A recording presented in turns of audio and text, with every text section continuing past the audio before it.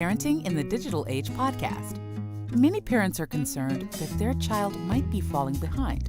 Others are just looking for ways to help their children thrive, not just in the classroom, but socially and well into their future careers.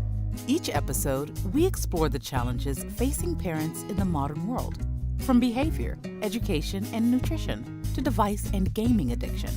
We interview a range of leaders in the area of childhood development to help you successfully navigate parenting in the digital age. Here is your host, Jamie Buttigieg. Hello parents, welcome to another episode. It's Jamie here, and I've got Jill Avery Henderson, who is an empowerment educator and igniter for teens, young adults and families. And in the last 30 years, she's created some multiple award-winning empowerment businesses. Now, the cornerstone of Jill's success is her innate ability to illuminate new paths, possibilities and fresh perspectives for others. Jill also holds a bachelor's and master's in communications. She's a mother of 2 young adults, a certified hypnotherapist, Reiki instructor, Ironman, and an animal advocate. Wow, that is impressive. Now, in this episode, we will be exploring youth empowerment and healthy family relationships. But Jill, before we touch on any of that, why don't you share with our listeners, in your own words, what you do, what you're passionate about, and what led you to this point? Well, thank you for having me first, Jamie. This is such a wonderful show, so I'm so excited to be here. I'm an empowerment educator of teens, young adults, and parents, or really families. And it's something that I would like to say that I was just born with, because I have always been excited about getting people, I can kind of zero in on their potential and get that untapped to be kind of wide open and get them really to step into their lives, kind of leaning into it and facing forward. And it's been something that I've always done kind of naturally. So what a wonderful thing for me to be able to do as I've evolved in my life, to keep on doing it. So that's... Yeah, that is wonderful. Now, on your website, in my pre-podcast research, I took a look around, and you talk a lot about empowerment. Can you explain what that means to you for our listeners? Yeah, I think that's a really good question, because empowerment means a lot of different things to different people. For me, and people who know me, empower is the dynamic duo, which is taking your desire and your discipline and making that being kicked into action. You are responsible 100% for the quality of your life. And that's what I believe. The 10 most powerful 2-letter words that I was taught when I was 8 years old: if it is to be, it is up to me. I live and breathe that. And that's what I bring to the people that I work with, is that, you can't be looking outside for help. You have to look right inside to make any change. So that's what I'm all about, the desire and discipline. Yeah, absolutely. That's almost self-accountability, isn't it? Oh, 100%. That's right. There's no one to blame. You can't be like looking over your shoulder, and nope, it always goes back to you. Yeah, most definitely. Now, I'm a little curious, was there a particular defining moment in your life that made you commit to a life of empowering teens, young adults, and families? Because you do that also. Yes, I am a mom of 2, and they are young adults now, a 24-year-old son and a 21-year-old daughter. And so they have launched into their adulthood. But when they were in high school is when I started noticing the ecosystem of the kids at their school, walking to school, riding their bikes to school. And it was this complete layer of depression. Their body language was their shoulders were down, their backpacks. There was absolutely no joy. I didn't see any joy. And I just remember, I'm almost 58 years old. So I was high school back in the early 80s. And it was kind of a joyful time. I know it's a completely different world, but when I saw that layer of depression and I heard about the suicide rate of being, at that time, it was the 3rd leading cause of death in the United States. And now it's the 2nd leading cause of death in ages 10 to 24. So when I started learning about what was going on, the anxiety, the depression, the self-harm, the suicide ideation, I said to myself, I've done it almost for 30 years, empowered people. But I said, when my last child graduated from high school, I was going to find a solution, or at least be a part of the solution to contribute. And that's when I just stopped doing everything and just put my whole life into empowering teens, young adults, and making sure that the parents are on board. Because if the parents aren't on board with if there's not that alignment, hard to make things happen. Yeah. And this may follow on from that. So in your work, you talk about a health crisis that's impacting our youth. Can you describe what that is and, what you believe to be the main cause or culprit? Yes, it's really quite concerning, and we need to talk about it. A lot of people, it's very uncomfortable. Parents feel like they're failing if they talk about their children are struggling. And the bottom line is, it's an epidemic of what we are seeing, of the anxiety, the stress-related disorders.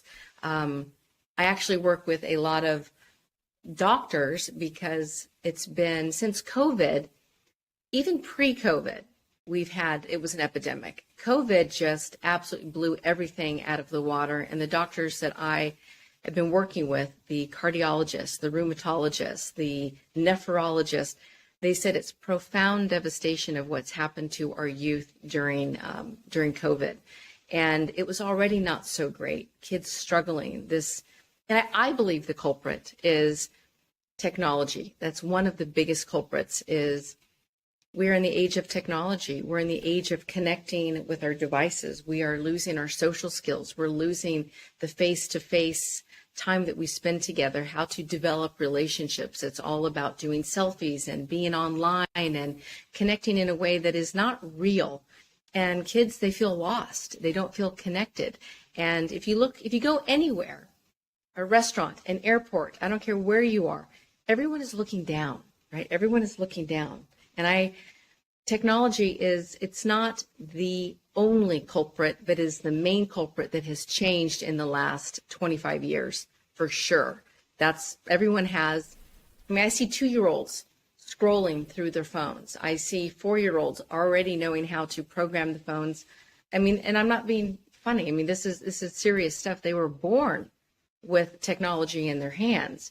And if we know anything about the brain, which I do, is the brain develops on how it's used. So we're using our brain in a very different way. The teenagers, they've grown up with only, I would say, under the age of 25, with technology a part of their everyday life.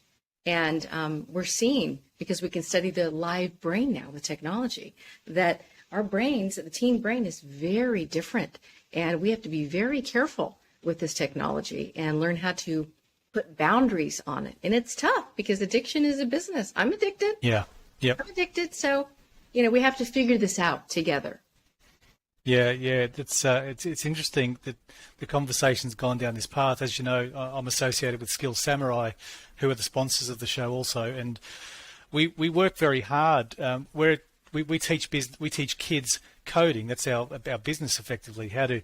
But one of the things that we pride ourselves on, and certainly is part of our mission, the 4 parts of our mission, is to help kids build a healthy relationship with technology.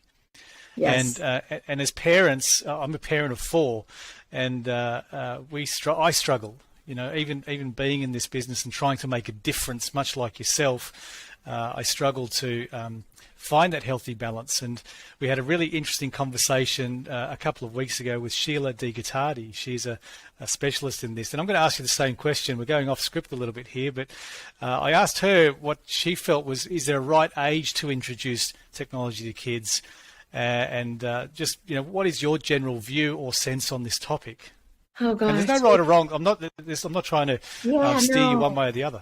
Yes, no, it's actually a really good question that I think is going to have a lot of different answers, because I think depending on the maturity of that child, what kind of technology you're talking about, it's almost hard not to have kids be introduced because they feel that they are, it's that whole FOMO, fear of missing out, and everything is done online now. Right? Teachers, Facebook groups for the kids, all the projects are done on their laptops. Everything is really geared toward technology. So that's I don't know if I even really have an answer, because I would want to wait as long as possible and to kind of stair step it. because I actually believe that we don't need, okay, let's just go with phones for technology. I'm not talking about computers. I don't believe that kids should have phones at school. I think that it should be in their locker. Maybe they may at some point they can have access to it, but the kids have lost connection. They have lost the ability to learn how to socialize.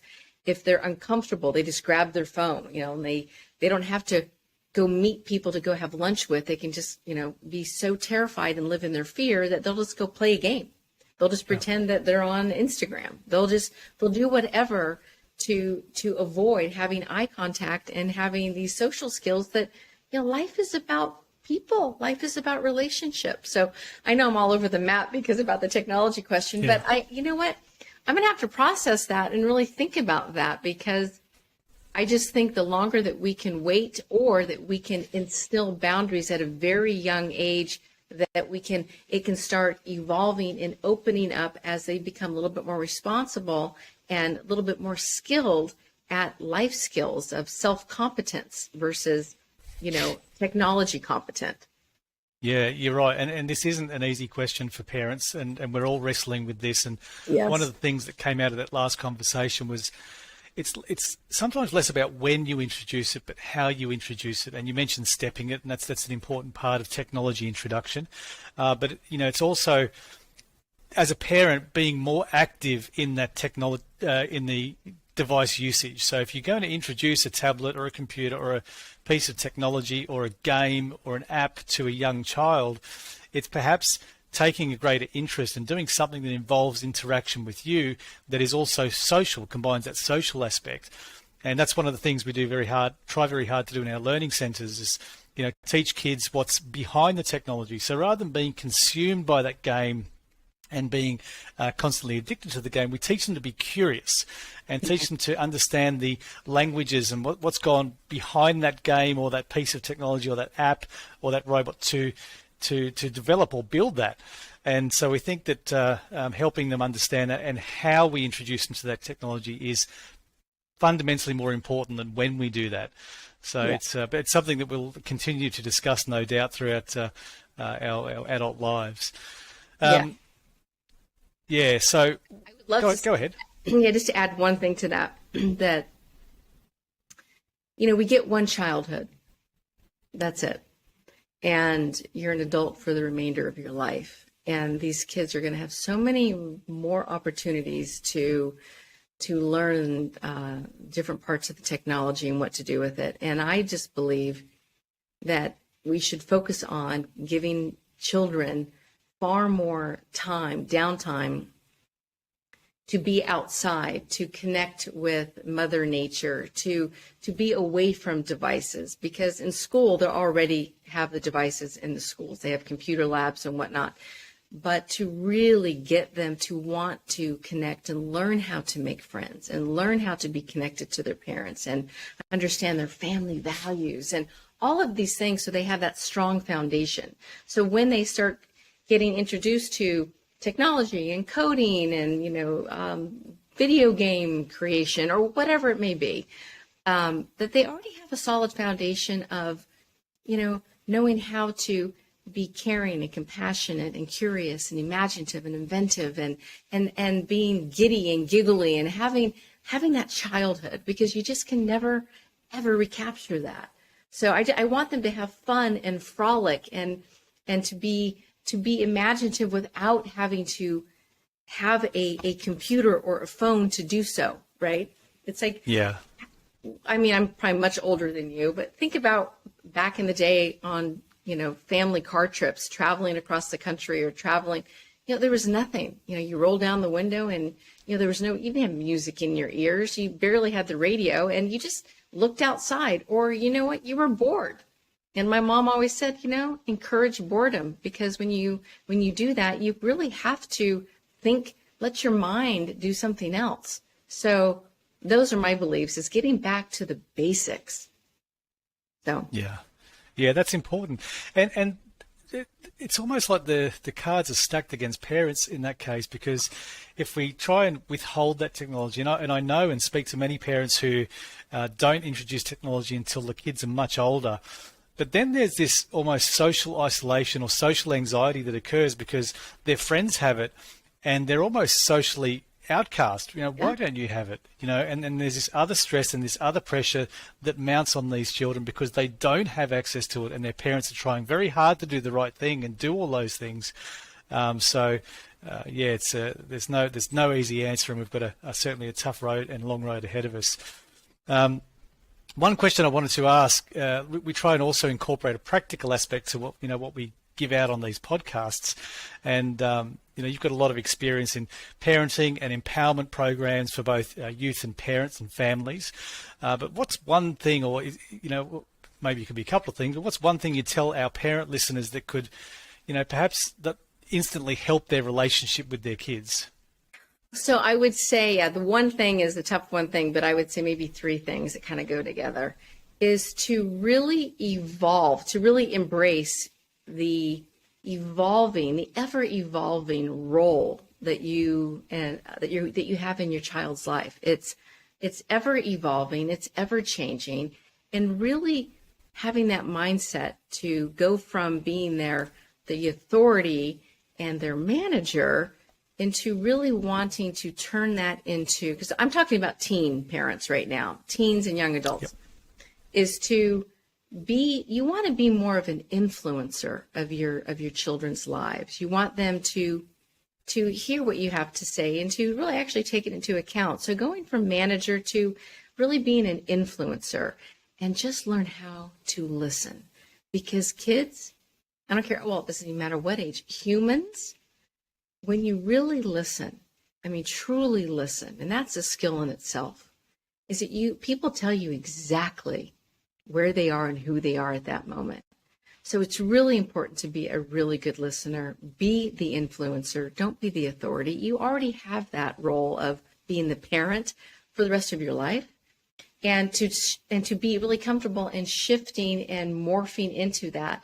And the last thing, which I have incorporated, I first do it to yourself before you do it to your family, but ask yourself 3 questions. And you may already know this, Jamie. I heard this years ago, and I use it with my relationship with my family, and really actually with everybody in my life, is I ask myself 3 questions before I respond. But right now, let's put it in the framework of family relationships. So parents out there, when you're frustrated, when you're fed up, when there's friction, when you're just exasperated, whatever it may be, ask yourself 3 things before you speak to your children or to your spouse. 1, is it kind? Is it true? Is it necessary? When you ask yourself those 3 questions, is it true? Is it kind? Is it necessary? 9 times out of 10, you're not going to say anything, because you're going to realize, like, gosh, if it hits one of those, you need to reframe it. You need to rework it. You maybe need to take pause. But those 3 things really, really help a relationship like that. If you can just take pause, run that through your mind really quickly, because often as parents, we just get it out. We react, and we catch ourselves. So ask yourself those 3 questions. Is it true? Is it kind? Is it necessary? Before you respond. Yeah, that's a great lesson. Something, you're right, I've heard, but something I certainly do need to work harder to apply. So thank you for the reminder. Try it. It works. Yeah, no doubt, no doubt. Okay, so here's a fun little question we like to ask all of our guests. And if you could go back in time and talk to your 10-year-old self, what's perhaps one piece of advice that you would give yourself? Oh my gosh. I loved my 10-year-old self. So carefree. I would say don't change too much. You're have that inner child, that childlike self, but to really become skilled in self-care, in self-love, in putting your oxygen mask on first, because we all have to understand the most powerful truth is that when we are well, the whole world benefits. So I would say You've got everything. Life is an inside job. You have everything that you need inside you. You just have to be skilled at your ever-evolving self. Yeah, that's fantastic. That's a great piece of advice. And for those listeners that want to get in contact with you, how can they do that? Where can we find Jill Avery Henderson online? I would love to be connect with me anytime. My website, you can easily contact me. It's lifelaunch.us, and you can email me, jill@lifelaunch.us. Feel free to contact me. I have different services, but it's all about empowerment and making sure that you know that you are in charge and you are responsible for the quality of your life. Absolutely, Jill. We've got a couple of minutes left, so I'm going to ask you, why don't you share with our listeners a little bit about one of your most popular programs, one of your most favorite programs perhaps that you run there? Oh my gosh. Well, there's two. So I really love teens and young adults, but the reason that I work with parents is because if you don't have the two of them together, it's just not really going to work out. So my program for my parents is my parent coaching course, which is phenomenal because it really helps parents understand themselves as people, and it helps them build those life skills and those relationship skills with their kids for a lifetime. We're not talking about just for the summer or just because they're teens, but for a lifetime. So these kids want to come back and they have these great relationships. And then for my teens, I have a program called Go Big, and BIG stands for Blaze in Greatness. And it's all about teaching kids how to really, truly become self-competent, to become, the captains of their own fate, to really know how to make wise decisions, to understand how to be, anything in life. It's from interviewing skills to social skills to healthy relationships to know how to navigate almost any circumstance that has gone awry, because life is messy and kids need to understand everyday life skills in order to build that thriving life. So I call it Go Big. So those are two of my favorite programs. Thank you so much for sharing that, Jill. And above all else, thank you for your time and generosity today. I know I got a lot out of today's podcast, so I know our listeners and our parents will do the same. Thanks again for your time. Oh my gosh, thank you for having me, and keep doing what you're doing. I really appreciate it. And remember, when you're well, Jamie, your kids are even better. Absolutely. That's great advice. Thank you, Jill, and bye for now. Okay, see you later. If you enjoyed the show, please connect with Jamie on LinkedIn or Instagram. You'll find links in the podcast description. Parenting in the Digital Age is sponsored by Skill Samurai, Coding and STEM Academy for Kids. Skill Samurai offers after-school coding classes and holiday programs to help kids thrive academically and socially while preparing them for the careers of the future. Visit skillsamurai.com.au.